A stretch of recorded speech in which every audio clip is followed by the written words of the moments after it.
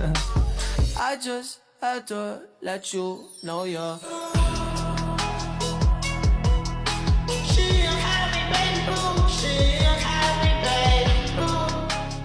Assalamualaikum warahmatullahi wabarakatuh.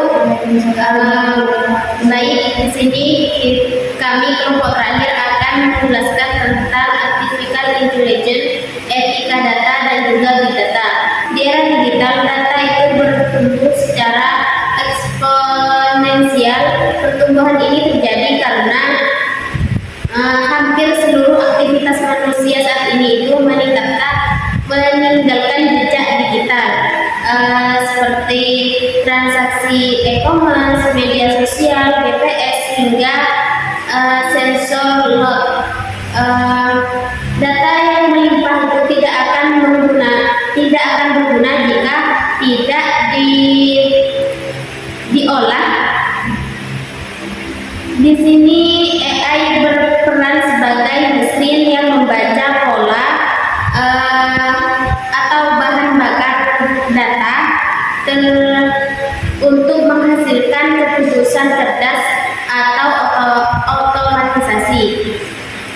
Pengolahan data yang berbasis AI bukan sekedar tren teknologi, melainkan industri bernilai ratusan miliar dolar yang mendorong efisiensi bisnis modern. Tanpa etika, penyalahgunaan data itu dapat merugikan jutaan orang secara masif. Contohnya itu pemanfaatan data pribadi untuk manipulasi politik. Negara mulai memperketat atau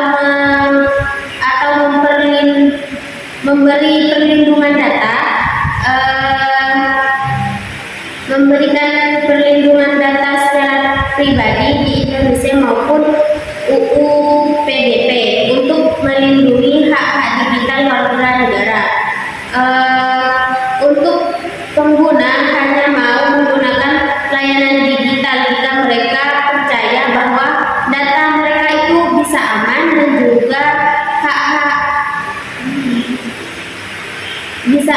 dan juga tidak disalahgunakan. 3 pilar ekosistem digital. Agar ekosistem teknologi itu dapat bertahan lama dan juga bermanfaat, 3 elemen ini harus bekerja bersama secara seimbang. Yang pertama itu big data. Big data input mengumpulkan suatu informasi mentah dari berbagai sumber. Yang kedua itu AI atau proses pengolahan dan juga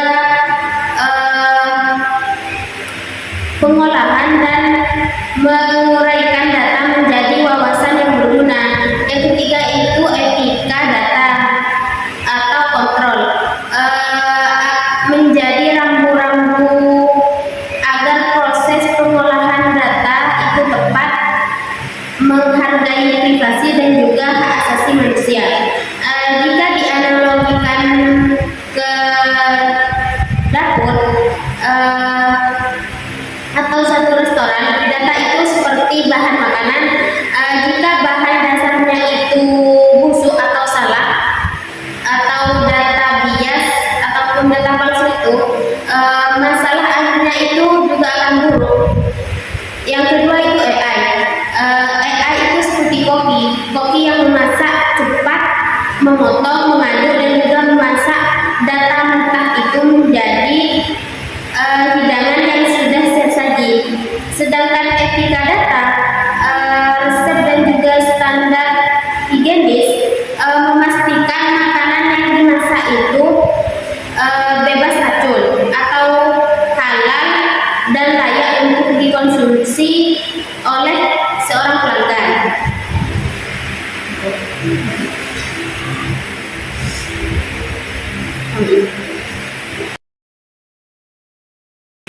Baik, kita lanjut ke slide selanjutnya. Setelah memahami bagaimana sistem kerja teknologi dari AI secara peserta big data, kita juga harus melihat sisi lain dari teknologi ini. Pada slide ini kita akan membahas tantangan etika utama dalam implementasi AI dan big data. Di sini kelompok kami memfokuskan pada dua masalah besar yang seringkali terjadi tanpa kita sadari. Yang pertama yaitu bias algoritmik. Banyak orang mengira bahwa keputusan yang dibuat oleh mesin atau komputer pasti bersifat objektif dan netral. Padahal faktanya faktanya tidak selalu demikian. AI belajar dari data historis buatan manusia. Jika data masa lalu tersebut mengandung prasangka seperti bias gender, status, atau etnis, maka AI akan menyerap dan bahkan melanggengkan bias tersebut. Kondisi ini memicu apa yang disebut sebagai automated injustice atau ketidakadilan terotomatisasi. Contoh nyata bisa terjadi pada sistem penilaian kredit bank atau seleksi tenaga kerja, di mana kelompok tertentu bisa dirugikan secara sistematis hanya karena data masa lalu yang cacat.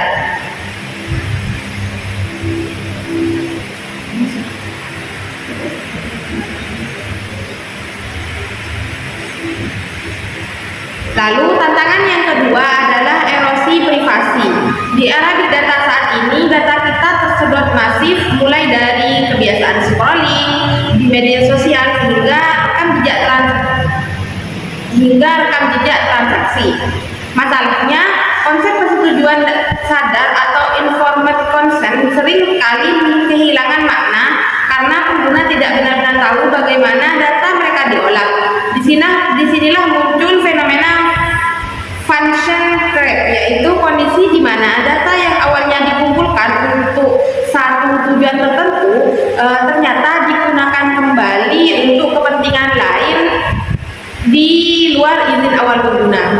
Akibatnya pengguna kehilangan penuh atas identitas digital mereka sendiri.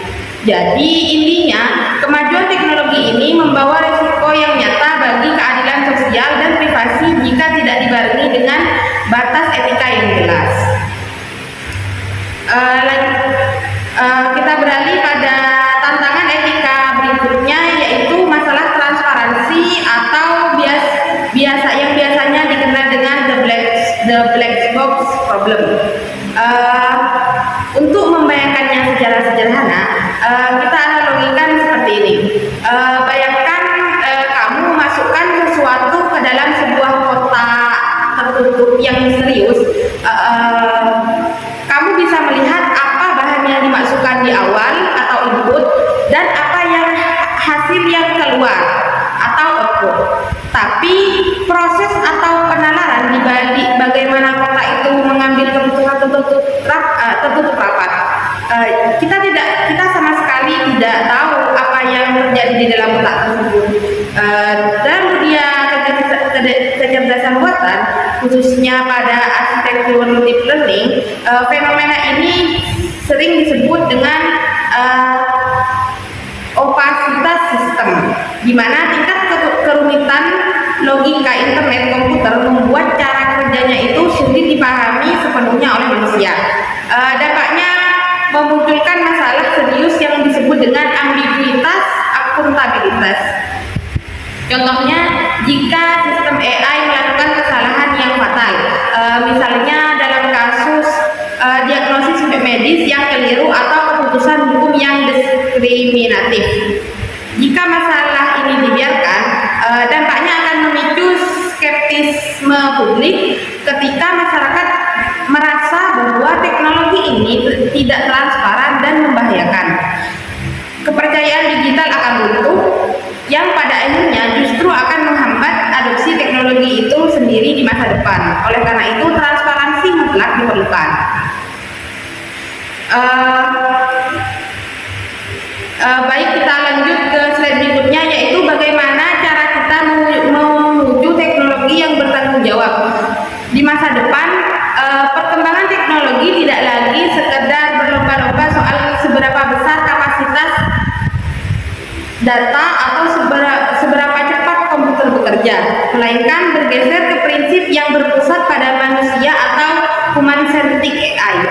Untuk menjawab berbagai tantangan etika yang sudah kita bahas sebelumnya, kelompok kami merumuskan 3 tren teknologi utama dalam solusinya. Nah, sebagai solusinya. Yang pertama yaitu federated learning. Ini adalah solusi cerdas untuk masalah privasi, di mana daripada data pribadi pengguna harus dikirim dan dikumpulkan ke server pusat atau cloud, pelatihan model AI justru dilakukan secara langsung di dalam perangkat pengguna seperti yang dilakukan secara langsung seperti smartphone atau perangkat IoT. Jadi data pribadinya tetap aman di perangkat masing-masing, tapi AI-nya tetap bisa menyerap pola data tersebut untuk terus berkembang. Yang kedua ada explainable AI atau XAI. Ini adalah jawaban telak atas masalah black box yang kita bahas tadi. Teknologi ini dirancang agar setiap keputusan yang diambil oleh mesin punya logika yang bisa dilacak dan dipahami oleh manusia. Sebagai contohnya, jika sistem AI menolak pengajuan kredit seseorang, sistem tersebut tidak memberikan keputusan yang misterius, melainkan mampu memberikan alasan yang jelas, transparan, dan bisa dipertanggungjawabkan. Yang ketiga adalah engine computing. Dengan pertumbuhan data global yang masif, memproses semuanya di cloud pusat tentu tidak efisien dan rentan terhambat. Solusinya, engine computing melakukan pemrosesan data sedekat mungkin dengan sumbernya, seperti pada sensor pabrik atau kamera jalan raya, sehingga analisis data bisa terjadi secara instan atau real time. Contohnya sangat krusial pada kendaraan otonom yang harus melakukan pengereman darurat dalam hitungan mil detik tanpa harus menunggu respon dari server pusat. Oleh karena itu, ketiga teknologi inilah yang menjadi pilar utama masa depan agar inovasi digital kita tetap aman, adil, dan terpercaya. Selanjutnya kita masuk pada studi kasus di slide 9, di mana kita akan melihat contoh nyata penerapan sinergis ini dalam kehidupan sehari-hari, yaitu pada platform sosial media seperti TikTok dan Instagram. Mungkin teman-teman pernah bertanya-tanya mengapa aplikasi media sosial bisa terasa begitu adaptif dan tahu persis apa konten yang kita sukai. Jawabannya ini berkaitan dengan konsep attention economy. Dalam model bisnis ini, platform berlomba-lomba memanfaatkan AI untuk memprediksi atau menyajikan konten yang paling relevan bagi kita individu dan tujuan utamanya itu untuk memaksimalkan durasi penggunaan aplikasi.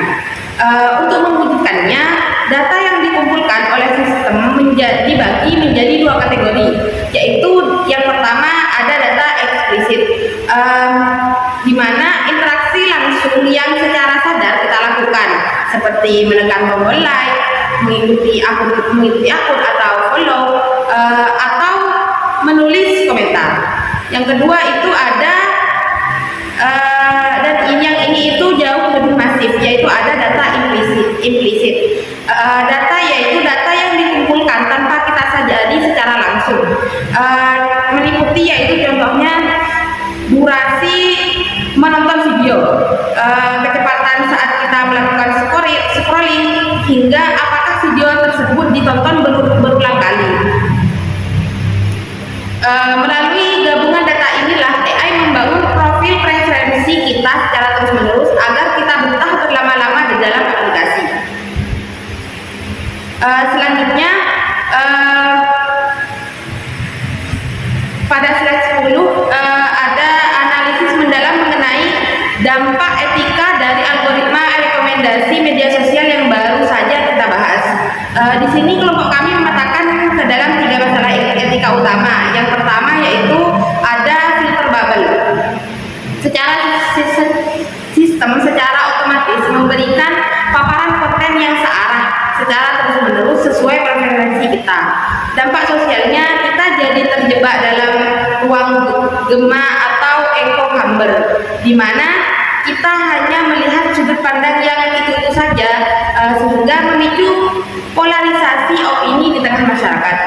Yang kedua ada manipulasi perilaku, di mana mengejar tingkat interaksi atau engagement yang tinggi. AI seringkali memprioritaskan konten-konten yang bersifat sensasional. Hal ini tidak hanya memicu adiksi atau kecanduan digital, tapi juga secara perlahan membentuk cara pandang kita terhadap realitas. Dan yang ketiga ini ada privasi implisit. Pengolahan data perilaku pengguna yang seringkali dilakukan tanpa disadari secara penuh merupakan bentuk pelanggaran terhadap prinsip transparansi, di mana pengguna akhirnya kehilangan kendali diri atas informasi pribadi mereka sendiri. Jadi, fitur rekomendasi yang kelihatannya sangat memanjakan kita ini ternyata menyimpan resiko etis yang nyata jika tidak disikapi dengan bijak. Seperti itu. Baik, kesimpulannya, artificial intelligence, etika data, dan big data adalah suatu kesatuan ekosistem yang tidak bisa dipisahkan. Big data berperan sebagai fondasi utamanya, AI bertindak sebagai motor penggeraknya, dan etika data hadir sebagai sistem kendali yang memastikan teknologi tetap berjalan di jalur yang bertanggung jawab.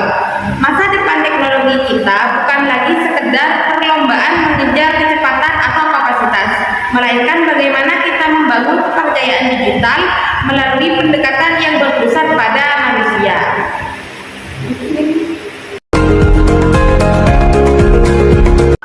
Baik, mungkin hanya ini penjelasan dari kami. Mungkin dari teman-teman ada yang mau ditanyakan? Ada.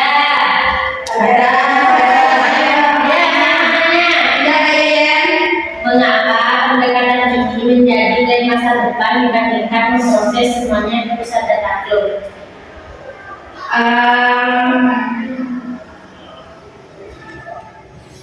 Baik, dengan pertumbuhan data global yang mencapai skala 221 zettabyte, memproses semua data di pusat itu menjadi tidak efisien dan rentan mengalami kendala latensi. Melalui edge computing, data diproses sedekat mungkin dengan sumbernya, seperti pada sensor pabrik atau perangkat seluler, sehingga analisis terjadi secara instan atau real time dengan tensi sangat rendah tanpa bergantung penuh pada koneksi internet pusat yang sangat krusial untuk sistem keselamatan seperti kendaraan otonom. Seperti itu, Mbak Lilian. Mungkin, Mbak Ulan. Tadi kan Mbak Ulan menjelaskan bahwa AI ini beroperasi sebagai kotak hitam yang mana logikanya di sini sulit untuk dipahami oleh manusia. Jika terjadi kesalahan fatal seperti kesalahan diagnosis medis atau maka di sini siapa yang menjadi pihak yang harus bertanggung jawab secara hukum? Yang bertanggung jawab secara hukum itu Kalau secara hukum itu tanggung jawab utama kita berada pada organisasi atau pengembang yang merancang dan mengimplementasikan sistem tersebut. Seperti itu. Jadi ya tanggung jawabnya bukan pada sini ya, tapi organisasi yang memang mengimplementasikannya seperti itu. Oleh karena itu penting bagi pengembang untuk menerapkan kerangka explainable AI atau XAI dan melakukan audit berkala agar proses pengambilan keputusan dapat dipertanggungjawabkan. Mungkin yang lain ada yang menanyakan? Ya, di sini saya mau bertanya, bagaimana cara kita mengatasi bias algoritmik jika data pelajaran yang digunakan AI berasal dari data historis masa lalu yang memang sudah diskriminatif? Caranya itu melalui mitigasi sejak tahap awal pengembangan atau privasi by design. Pengembangan mencari dan juga membersihkan data. Pelatihan dari prasangka sosial atau ketimpangan masa lalu. Audit algoritma itu secara berkala juga wajib dilakukan untuk mencegah terjadinya automated injustice atau ketidakadilan terotomatisasi seperti dalam kasus seleksi kerja atau penilaian kredit bank gitu.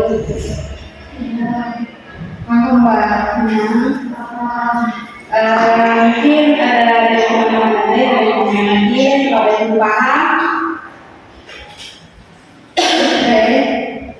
Ada yang bertanya? Ada. Ya. Ya. Dalam materi kan dibahas dimensi big data.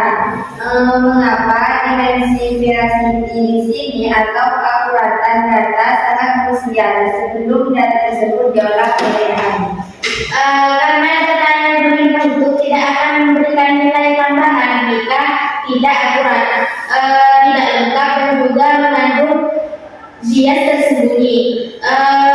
Penggunaan analogi koki dan juga bahan masakan big data itu adalah bahan bakunya. Jika bahan yang dimaksud buruk ataupun tidak berkualitas, maka insting ataupun prediksi yang dihasilkan oleh mesin AI itu tidak akan presisi atau relevan. Seperti itu. Paham Mbak?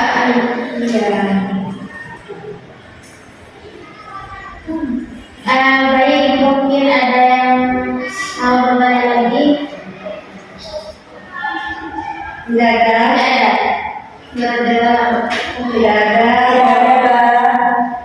Baik, jika tidak ada yang ditanyakan lagi, mungkin hanya ini dari kami. Kurang lebihnya maaf. Wassalamualaikum warahmatullahi wabarakatuh. Waalaikumsalam warahmatullahi wabarakatuh. I just had to let you know you're